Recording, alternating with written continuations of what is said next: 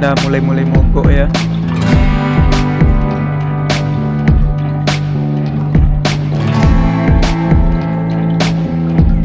Inilah yang namanya Batu Sompi.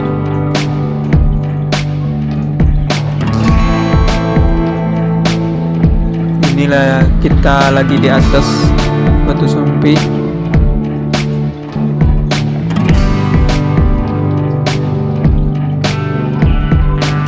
Terus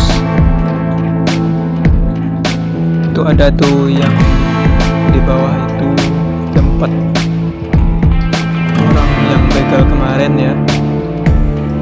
Sungguh seram, sadis ini.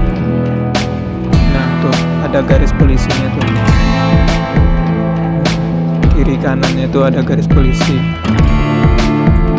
Terus di depan kita tuh ada juga garis polisi.